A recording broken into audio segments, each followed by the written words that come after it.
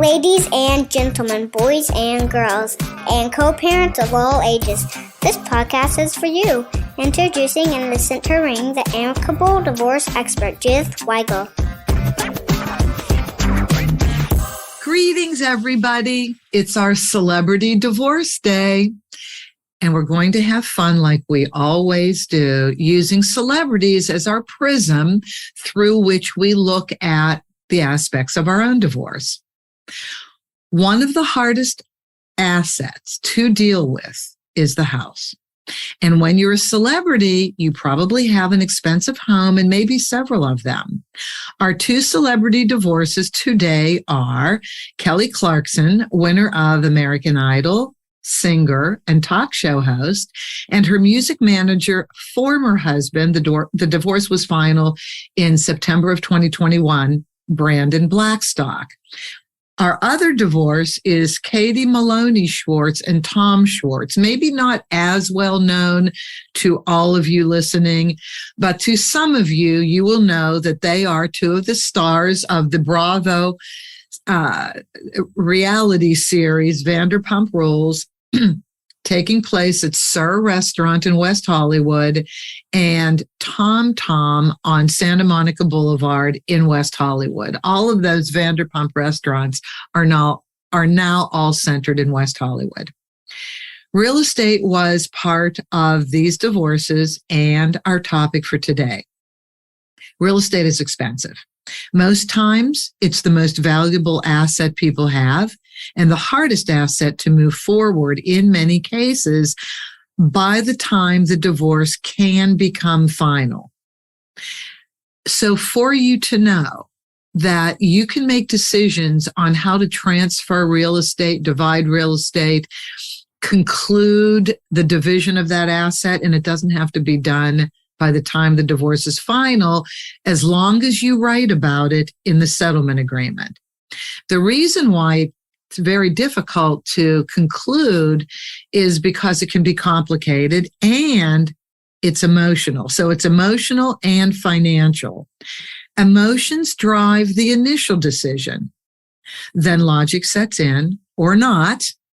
It can get crazier, more complicated, and back to emotional if you don't let logic drive your decision making. And sometimes it takes time for logic to set in. It really does, because we're so emotional when we're getting divorced. And even though we think we may have resolved all of our emotional issues by the time we file, I am telling you that emotional roller coaster kicks up and goes into high speed when you least expect it. Things like moving out of the house really trigger emotions, especially if there are children involved. So let's look at Katie Maloney Schwartz and Tom Schwartz first, because they were the more amicable. And then we're going to get into Kelly Clarkson and Brandon Blackstock. Here's what happens. Well, hold on a minute. Sorry about that. I wanted to read from you a press release. That's what I wanted to do first about Katie Maloney Schwartz and Tom Schwartz. And then you're going to see how well they thought this through and why theirs turned out amicable. 3 months after announcing their split, Katie Maloney Schwartz and Tom Schwartz recently moved out of their former house and into separate residences. However, before deciding to sell the beautiful Valley Village abode, they discussed their options, and one of them would be buying the other out. But they decided to sell it instead. And here's what Katie had to say. We would have loved to stay there, but it's too much house for one person. And that was on the June 10th episode of her Dear Media podcast, You're Gonna Love Me. Quote, I originally was dying to stay there. I would have done anything to stay there. But then realistic thoughts entered my mind, and I was like, wait a minute. How could I afford to stay here? I mean, with 2 incomes, with 2 people, yes, it's totally doable. But on my own, yikes. I mean, I could not have afforded a mortgage like that on my own. It's very, very expensive, end quote. On top of that, she added, You have the utilities of a house. And like that house, it's also very expensive. And then you have a gardener and you have a pool person and property taxes. And, it gets to be a lot. So it just fiscally did not make sense. The sensible thing to do was just to sell it and part ways and not try and stay there and what? Get roommates? No, I'm good on that. So yeah, we are both living in our own little places now. That was about the most reasonable statement anybody could make. And it was just packed with logic. So here, the first thing she said was it was emotional. They love their home. And if you've ever seen the video of their home, I love it too. I would want to stay there if I were one of them at the onset of divorce talk. But then she became very practical. So I'm going to guess that before she became very practical, and I'm kind of betting Tom was practical from the get-go, just watching that show. Yes, guilty pleasure. I watched the show. Tom seems to be more down to earth. Katie is very strong-willed, very forceful personality. She's definitely alpha. But she can get emotional. And she did. But then she came off of that emotion and she became very logical and she thought it through. She cost it out. They don't have children, so they didn't have to consider, what do the kids want to do? We'll get to that when we break this down in a few minutes for just everybody else getting divorced. But she really costed out. She looked at the mortgage, the property taxes, and the upkeep. And in Southern California, who doesn't have a pool? If you have a beautiful home, you have a pool. If you bought it and it was an older home and it doesn't have a pool, believe me, you put a pool in. So they had a pool. So she cost that out and she became very realistic. And then she said one thing that some people do resort to if it works for them. And that's very subjective, and that is roommates. What, did we want roommates, she said? And she said, no roommates. So that's a very specific thing to take in roommates. And I have dealt with people that either had a guest house in the back or the house was laid out in a way that you could have a roommate and that you wouldn't step on one another. And if you have children, and you're considering taking in a roommate, that is a world of mediation to deal with because now the other parent is going to be uncomfortable. It always happens because you're inviting a stranger. If you don't have somebody that's already ready to move in and both spouses know the person and like the person and put their stamp of approval on the person, well, then the other spouse who's not living there and you have children, no, they're going to have a hard time with that. I really haven't been in a mediation yet where the other spouse who's moving out was completely comfortable with the idea of putting an ad in the paper and getting a roommate. When a situation like that occurs, a different discussion takes place. If a roommate is really needed in order to allow the person staying in the house, allow the person staying in the house to be able to afford it, then things like, well, I want to meet the roommate. Well, no, you can't. This is my deal. I'm living there. This person is in the house with my child. I want to meet the person. I want to put my stamp of approval on the person. That's really been what I've listened to in mediations. And can you understand that? I mean, everybody's protective of their children. When significant new partners are introduced into the relationship, that's kind of like having a roommate, and it becomes a sticky situation. So if a roommate is the only way the person who wants to stay in the house can stay in the house, you really have to be sensitive to the other parent's needs.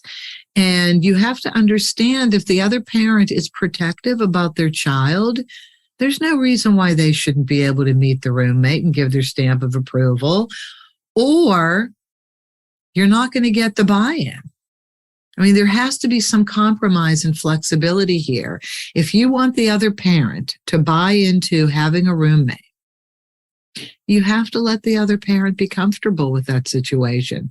God knows what you're letting into your house. I mean, the way people present themselves in interviews, and even what you can find out if you do a financial search, it's just different than actually living with that person in the house. That is a whole world of new stuff. I mean, look, it was different from dating your spouse to living with your spouse. That, you have to get used to that. There are challenges that go along with that. There are habits that go along with that. Smoking, drinking, marijuana, any type of drugs. I mean, what are you going to do? How is that conversation introduced if there are minor children? And then if you're going to get a roommate, and you're getting a roommate to allow you to build up equity if you're the one staying in the house before you can refinance, get a loan to get your other spouse off title, how long is that going to take? Is the other spouse willing to wait? I mean, these are serious decisions, because when you go to get divorced, that's an asset that really the court would like you to divide now, get rid of it, move it forward so everybody can have financial gain. But it's just not the way it works out. So unless you're going to a trial or a hearing, it's up to both of you to work out these details and make them equitable, though. Don't let them completely slant in one person's favor, because the other person then becomes resentful. The other person, the one who moves out of the house, they become resentful at a certain point. And you need that person for co-parenting. You don't want them to become resentful because of the way they had to compromise on letting you have the house, not taking their equity. Maybe they can't buy a house until they get their equity out of the house they're moving out of. You have to be sensitive to this, and you can't really use, but this is for your children. No, it's really for you. It's really for the parent who wants to stay in the house. It's not for the children, and I'm going to tell you why. You can go on YouTube and you can download a number of videos that only have children talking about their experience in the divorce, their fears and concerns and questions before the divorce is filed for, if they're told at that point, how they wrestle with those decisions. And one of those decisions is, well, are we going to have to move out of the house? Okay, that's familiar. That's a rock to them. And I completely understand when parents want to make this a priority.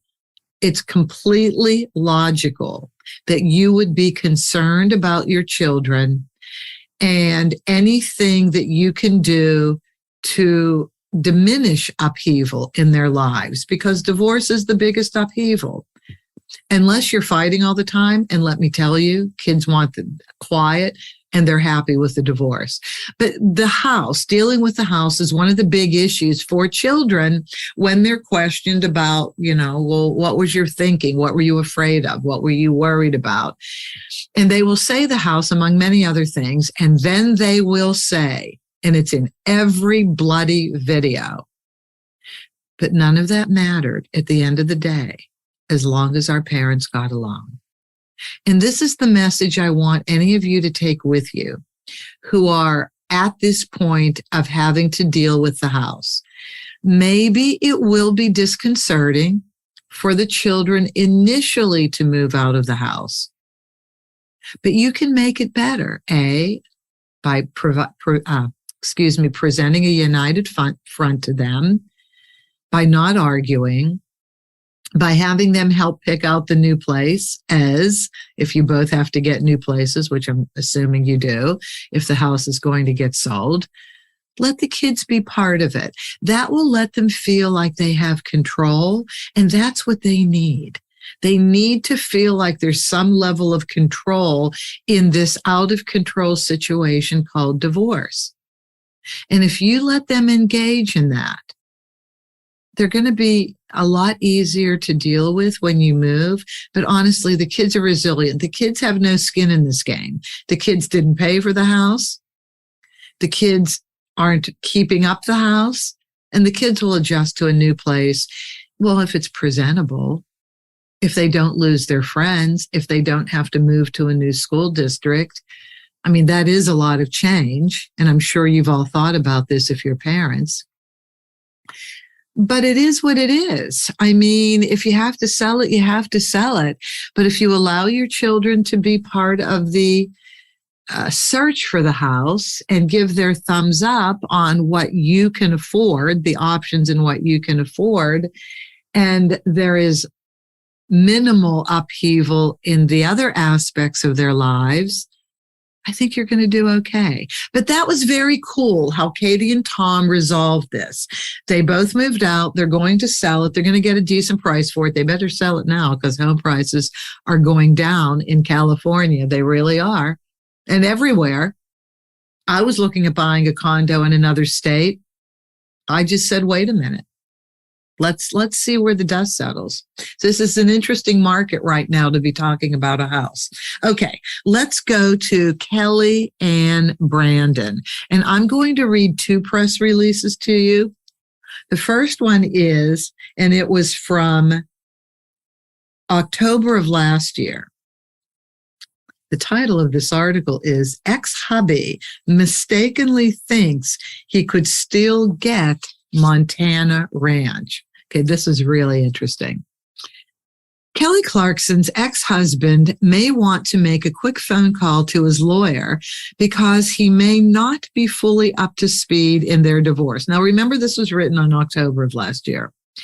Brandon Blackstock landed at LAX Tuesday of whatever week we're in and made a flat statement that the judge hasn't ruled on who gets the Montana ranch, obviously to paparazzi. Fact is, the judge has laid down the law. Brandon challenged the prenup he signed, and had the judge bought his argument, everything he and Kelly earned during the marriage and acquired with earnings in the marriage would be community property. But after a trial, the judge ruled the prenup was valid, which meant Kelly's earnings and acquisitions were hers and hers alone. In fact, according to the judge's order, which was signed September 30th, 2021, the judge specifically rejected Brandon's claim, saying, the court therefore rejects Brandon's position that the Montana ranch and other Montana properties, remember I said there's multiple properties in a lot of these celebrity divorces, are marital property owned 50-50 by the parties. That's what Brandon claimed, and the court rejected that proposition. TMZ broke the story, because you know TMZ is my Bible, of course. Kelly is trying to get Brandon to leave the ranch, but so far he's staying put. A source with direct knowledge tells TMZ at this point, Kelly views Brandon as a squatter and is figuring out how to get him removed. The divorce became final in September 2021, and the judge still must nail down, all the property and custody issues. Okay, so that was back in October. This came out this month, June of 2022, and here's the headline. Kelly Clarkson's ex-husband, Brandon Blackstock, moved out of Montana Ranch, but remains a thorn in her side. He didn't go quietly. The article starts. Kelly Clarkson's ex-husband, Brandon Blackstock, has moved out of the singer's Montana Ranch 2 years after their split, Us Weekly confirms. Us Weekly, sorry. The music manager, 45, wanted to fight the order, but was ultimately talked out of it, the insider tells Us exclusively. Though his departure is one Clarkson, 40, has been rooting for, sources say Blackstock is always asking for more and being a constant thorn in her side. Let me just break away from the article a second. That happens a lot. I've done several celebrity divorces and there's been a ton of property. The one who makes less money keeps asking for more. It's really true. And I find in non-celebrity divorces, after the legally supporting community property is divided, if there's an inheritance or if there's a lot of money somewhere else gifted to one of the spouses who's the wealthier spouse, the other spouse keeps wanting to argue for more, wants property rights, wants acquisition to the property. It's very, very hard for the other person to let go if there's a lot of wealth on the other side. I mean, I understand that as a human being. I understand it, but, don't do it. It really makes the other person look small, petty, and quite annoying. And if you have children, like Kelly Clarkson and Brandon do, it bleeds into the co-parenting. It really does. And the co-parenting has to be the best it can be. These kids deserve better. And this is just stuff. You can't get wrapped up with ego that one person has more stuff than the other. You just can't. It just is the way it is. Kelly does more things than Brandon can do, I guess, with singing, the television show, the tours, the commercials that she's doing. Is it overstock.com? I forget what commercial she's doing, but it's adorable. So you just can't get wrapped up into that, though. You got to focus on the kids. The kids couldn't care less about how much money each parent has. They don't care. They care about their attachment to the parent. They care about their relationship with each parent. They care about what each parent can give them that feeds their soul, that feeds their mind, that makes them happy. They care about the time you spend with them and the memories you're creating. That's really what everybody needs to focus on, the memories you're creating. All right, back to the article. The property has been a major point of contention throughout the divorce proceedings following the filing in June 2020. That's when they initially filed. Blackstock previously testified that he wants to leave the entertainment industry and become a full-time rancher. Okay, when I read this, I died. I literally died. First of all, to become a full-time rancher is a big change. I don't know if Brandon grew up in the wild, wild west. Who knows? But that takes a lot getting used to. But how serendipitous that the Montana ranch is the bone of contention. And now I believe Brandon is using this as a logic point for him getting part of the ranch. It's really funny how people try and manipulate and maneuver things. And even in the divorces that I have worked on, people will come to the mediation and say, if it's about co-parenting, I was thinking of semi-retiring. I'm really exhausted. I need to cut back on the work output I do. Okay, so no, you're not. Let's just say no, you're not.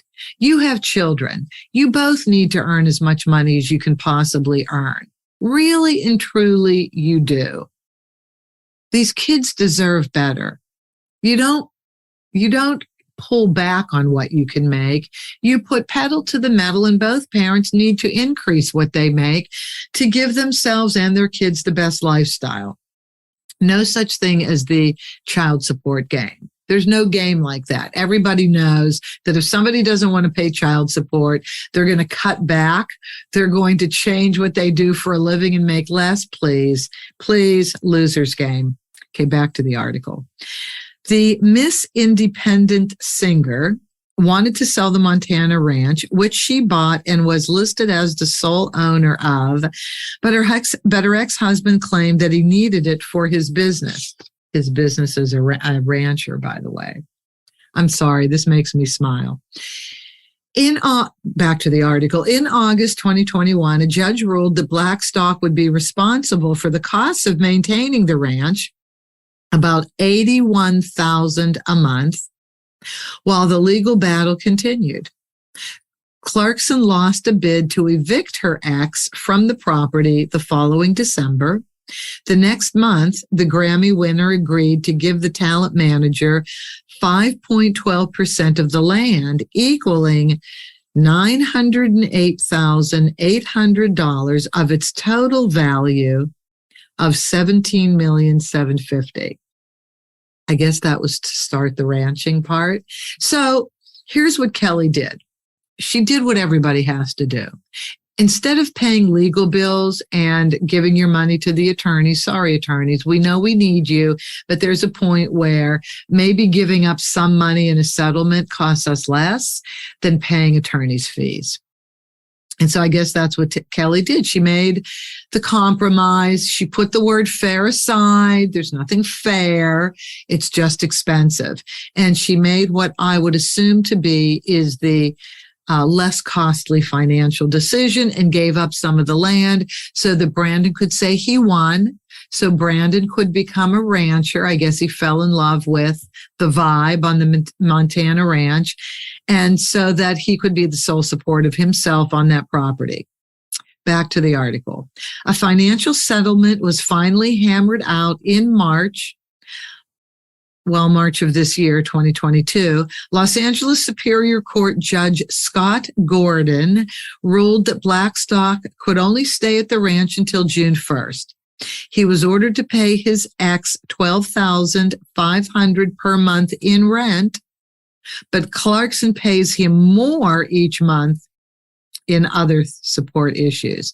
Per legal docs, Blackstock will receive $115,000 each month in spousal support from Clarkson until January 2024. Short-term marriage, short-term spousal support. Or, because I really don't know the reasoning for the settlement, or it was because they just had to hammer out their own individual details with spousal support in order for Kelly to give up part of the ranch. I'm just guessing on this one, to be honest with you, but this is kind of where people are at. They start making deals and they start moving pieces of the puzzle around so that everybody can become satisfied at some point. Back to the article.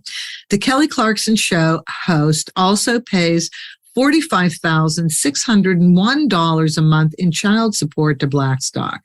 She has primary custody of their children, River, 8, and Remy, 6, and their dad has one weekend with them each month while he lives in Montana. The custody agreement would be reevaluated if he moved to another state. He will spend most of the summer in Montana and will have unlimited access to the ranch, the source tells Us Weekly. He also plans on traveling to Los Angeles to see the kids, but it won't be on a routine basis. I have to tell you, this all sounds weird. He gets one weekend a month while he's in Montana, reevaluated him if he moves anywhere else. He's got them one weekend of the month, and she still pays $45,601 a month, and she has primary custody in most of the days. Can you imagine what she makes? I mean, this is a percentage of what she makes and he makes. Oh my God. That show must be very successful on Bravo. The American Idol alum has been candid about the difficulties of divorce on her daytime talk show. When she sat down with the Chicks, Dixie Chicks members, Natalie Maines, Marty McGuire, and Emily Strayer earlier this month, meaning this month, June, she revealed that her gal pals have been a source of comfort. So we all went through divorces. Clarkson began. How did you find strength? And not just music. I think it's therapeutic. She's so smart about this. But like your female friendships, I feel like this has really helped me. The country stars agreed, calling themselves divorce buddies. As her divorce wraps up, Clarkson is starting to date again. Introducing significant others into the relationship. It's hard for Kelly to find time for romance with her schedule because she's paying all this support and she's continuing to work. She's not doing the support game. This woman continues to work, and good for her, but her friends are still into setting her up. Okay, well, that was just a cute little aside. We learned a lot from that. She has multiple properties, but it was the Montana property that was in contention. So I don't know why. Maybe the Montana property was purchased during the marriage and the other properties were before the marriage, and that's why Brandon wants it. I don't know. But anyway, that became more contentious, and that ended up in a trial. They didn't work their decisions, their settlement out of court. I guarantee you, Katie and Tom are not going to trial. I guarantee you they'll spend the least amount of money on their divorce. She'll keep what she has. He'll keep what he has. There is that loan they took against the house for Tom to reinvest in that other bar. That has to be sorted out because that came up on some other episode. But it sounds like they're going to be able to do it on their own, and that's really, really terrific. Now, here's what happens with most divorces when the house is the largest asset and some complicated situations arise. So we're going to go through 6 of them. Number 1, there are children and mom wants to stay in the house but can't afford it. Well, the other spouse can continue to pay for the house until mom can make more money and refinance the house to buy the other spouse out. That is one option, and that has happened, but it's going to be for a short period of time. There probably won't be spousal support. Probably paying for the house will be negotiated instead of spousal support. More than likely, there will still be child support. But there will be a finite amount of time put in the settlement agreement so that we can see what happens. And I guarantee you mom's going to have to get another job or up her income. A lot of times what happens is mom has a part-time job so she can still be with the kids, pick the kids up from school, but mom's going to have to do some adjustment as well and make more money. Always, always, always mom has some kind of obligation. If dad is going to say, okay, I'll keep paying for the house, but only until this time. And at this time, if you're not making more money, then we're going to have to reevaluate. And more than likely, selling the house is going to be part of the deal. And the other aspect of this is child and spousal support will probably not be enough to do a good loan to value ratio needed for a mortgage. So when you're trying to get a mortgage, you have to have enough incomes to support an 80-20 loan to value ratio. So the mortgage company wants to know that you have enough money to pay the mortgage, and they want to look at all of your expenses, and they will take in child and spousal support. Next week, by the way, we're going to have a mortgage broker on, and she's going to go through what this loan to value ratio is, how long child and spousal support will have to be paid before it will be considered a consistent piece of income and revenue against which to look at a loan. And so she's going to be very helpful with this. But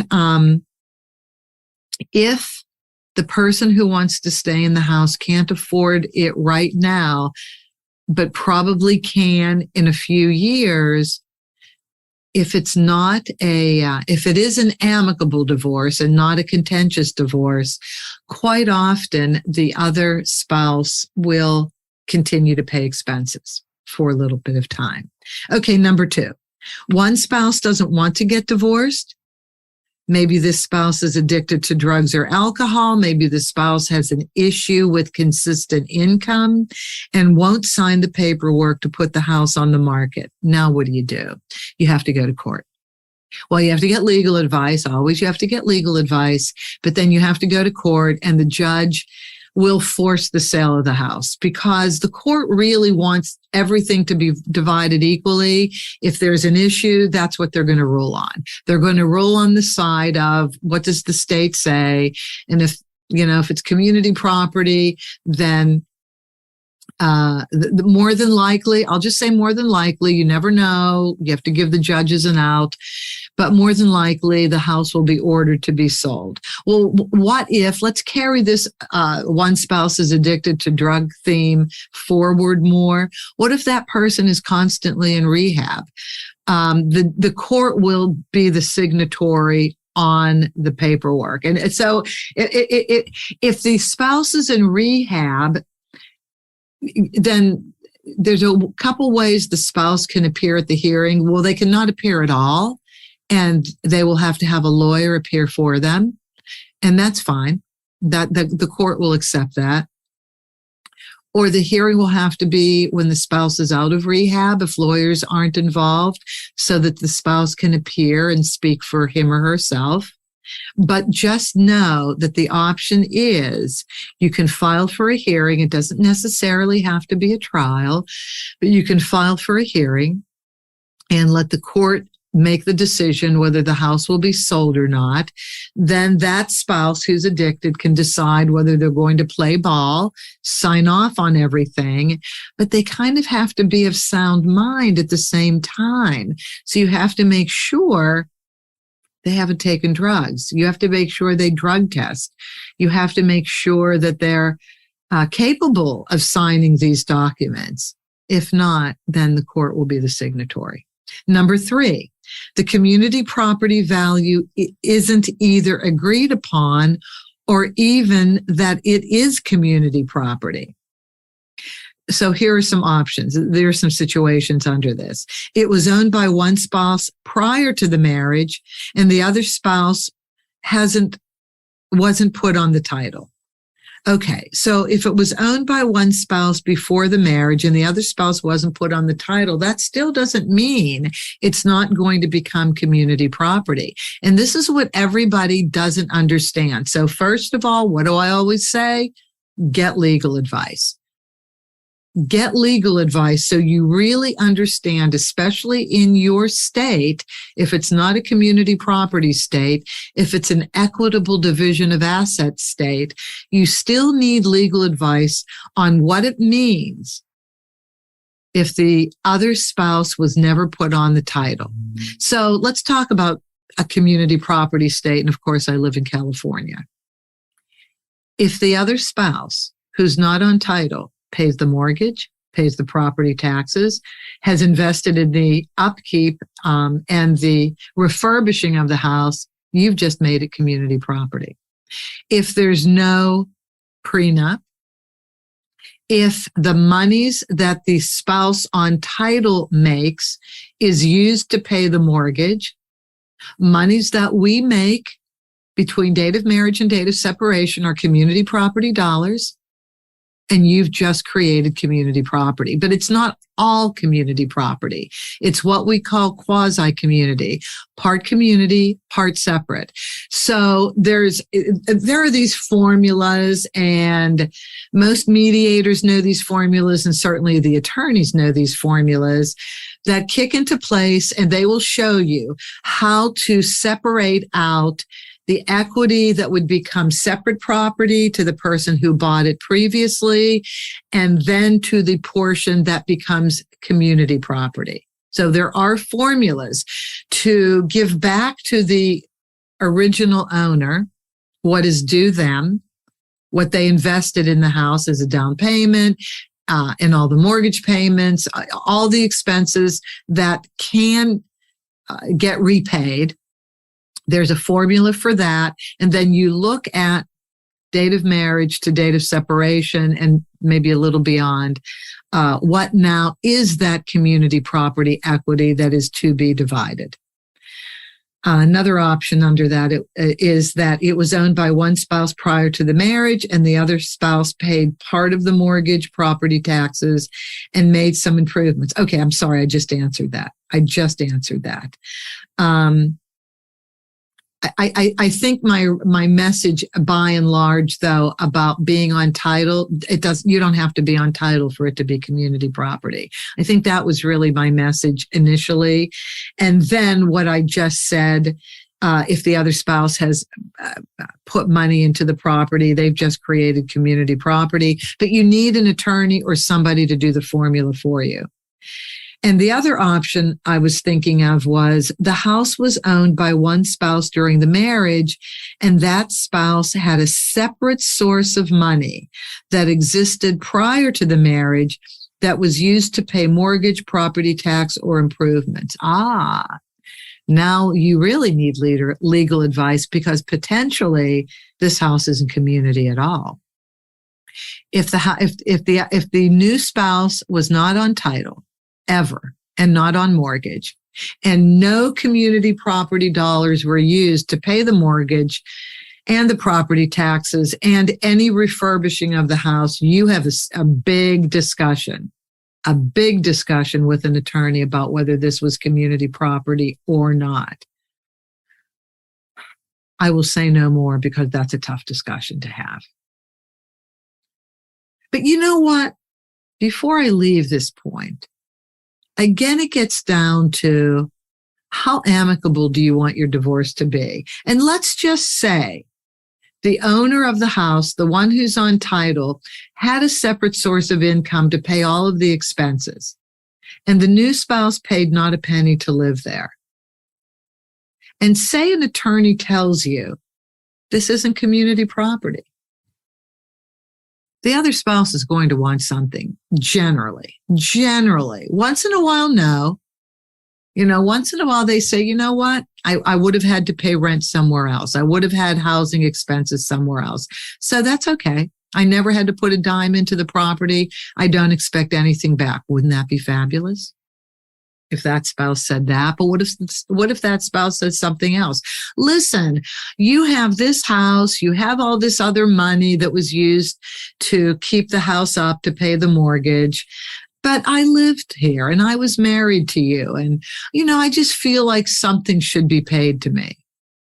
That's where you decide how amicable you want your divorce to be. And a lot of people just say, I'm just going to give you something out of the house, maybe $10,000, something, just to make you feel like I cared, just to make you feel like I honored you as a spouse. People do that too. They go around the law and they say, no, I just want you to have this. People actually do that. And that saves you so much money on attorney's fees, and you don't have to go to trial. All right, number 4. There is a prenup that clearly states the house isn't community property, but the mortgage was paid for with community property money. Well, you really have to go to an attorney. It really depends on how the prenup was written.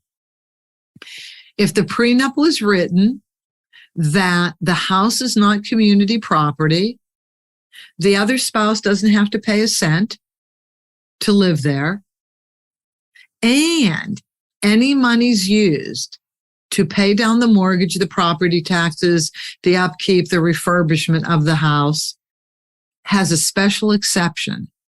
Those dollars earned on the job will not be considered community property dollars if they're assigned to the house. Because here's the overall issue. Monies that we make in a community property state, especially in California, monies that we make on our jobs between date of marriage and date of separation are community property dollars. And anything used to buy things, any of that money used to buy things creates community property. So that prenup has to be really, really, really written tight and written with examples, different scenarios, because this is what's going to take place. If there's going to be a divorce, there's going to be an argument. People don't care how the prenup was written quite often. What they want is what they want, seriously. And then you have to go to the court. You have to have the judge rule on the prenup. And this is why, by the way, a lot of attorneys won't do prenups, because then they are exposing themselves to malpractice. Number of different reasons, but for the most part, laws for prenups change frequently. And so when you write a prenup today, it has to be written in a way that it accommodates for any unforeseen changes in the law in the future. And then the attorneys, both attorneys, because you should have 2 attorneys. If you're going to have a prenup, you should have 2 attorneys, one representing each spouse. And those attorneys are going to be called in. The way they wrote the prenup is going to be under the microscope in order for the prenup to hold water if it's challenged in court. All right, another aspect. What does the prenup say about using community funds for the house? Okay, so I really did break it down. The prenup has to clearly state what isn't going to be community and what will be community. Because here's what I do when I get people in for prenup mediations. I don't write prenups. I'm a mediator. I don't write prenups. Even paralegals don't write prenups. Only attorneys write prenups. But when I get people in to negotiate what's going to be in the prenup, which saves them a little money going to attorneys, I say, okay, it's very easy to delineate and say what's not going to be in the prenup or what's not going to be community property. But it's very difficult to look at, well, what is? And then they look at me because they've never really thought about it this way. Everybody just thinks about what they want to protect. But then you have to look at going forward. Well, are you going to create any community property? How do you avoid creating community property? You may want to buy a timeshare. You may want to buy rental property. You may want to invest in other things. I don't know, these REITs, these real estate investments. So what isn't going to be community property and what is? So defining what is really, really important going forward. And then abiding by the prenup, really understanding what the prenup says. A lot of times people violate the prenup mostly because they think they're never going to get divorced. They will never need the prenup. They violate it, and then they actually get divorced, and they violated it. And now you really have to hire attorneys to sort it out. I mean, I've had these mediations, but sometimes if one person is obstinate, if one person, generally the person who earns less, makes less, isn't as good as making money as the other person. This is the person who really objects. Everybody has to hire attorneys, and they'll sort it out for you. Number 5, sell the house and reinvest the money. This is so clean and easy. And as I mentioned earlier in this episode, if you have children and you feel, as so many parents do, that you don't want to sell the house because you feel that this will disrupt the children's foundation, will make the children insecure. They've gone through so much, divorce is affecting them too. All of these very good arguments, absolutely, but they get over it. They get over it. You can keep the kids in the house and you're still going to end up sending them to therapy. If you are contentious, if your co-parenting skills are bad, if you're still arguing, if you put the children in the middle as messengers, if you're crying and talking about the other parent, if you're displaying your emotions in front of the kids and they're not good, the kids are going to be in therapy anyway. Selling the house is the least of their issues. Watching their parents argue is where it's at. And so, yes, the house may hold a lot of memories. You still got to sell it. That's reality. Katie and Tom, you still have to sell it. If that's the smartest financial decision to make, you still have to sell it. Or here's what other people have done. They keep it as a business investment, and they both participate in the upkeep of the mortgage, the property taxes, refurbishing the house. I've had couples come and do that. So now the person leaving the house has skin in the game, so to speak. They will participate in partly paying all of these expenses for the house, but then they will reap financial gain later. And when we were in the hottest real estate market ever, because it's cooling off now, that was really a good decision for some people to make. And I saw more people making that decision over the last how many years, because real estate got crazy. and prices kept going up. So they were waiting till they sold it. They didn't want to sell it. But they were able to talk about it, and they put it in the settlement agreement. And that was great. And then as they see the housing market topping off, then you can put it on sale. So that's really the best of both worlds in this situation about selling the house. And then lastly, and this is the toughest of all, the house is underwater, meaning the mortgage is more, meaning that there's no equity. Whatever you owe in the mortgage exceeds any equity in the house, which means there's no equity. That's the toughest situation of all. So you either keep the house and you both participate in paying for it, even though one person may live there. Somehow you work out a deal that financially makes sense for both of you, so that one person can continue to live there and wait to sell the house. Otherwise, if your house is underwater, you're going to short sell it. No one's going to make money. And when you short sell it, you still have to kick in money to get it sold. So what's the point? What really is the point? If you can, you keep the house. You figure out who's going to live there. You figure out how it's going to get paid for. And then at some point you sell it when there's some equity, or there's at least a break-even point. Or you both continue to live there. Okay, that's weird and strange. But people do. They really do. They figure out if there's a casita in the back, one person lives in the casita. That makes co-parenting easy. Then the kids have a field day. The kids love it. They run back and forth between both houses. So if there's a casita, great. If there's a way for both people to live there and they don't get under each other's feet and it's an amicable divorce and they're just living there until they can sell the house, okay. So you do have options even if there's no money in the house. I hope this episode taught you a lot. I hope this answered questions for you. I hope it was valuable. So thank you very much for listening, because this is really and truly a big, big decision about the house. So if any of you would like to comment, I've got SpeakPipe as an option on my website, theamicableddivorceexpert.com. Please give me your comments. And if you can lend anything to this discussion, another option in dealing with real estate, I'd love to know about it if I didn't say it on this episode, and we'll certainly revisit it. But listen next week as well, because we're going to have a whole episode with a mortgage broker on what to do if one person needs to buy the other person out. So thank you very much for joining me. It's always a pleasure. You know that.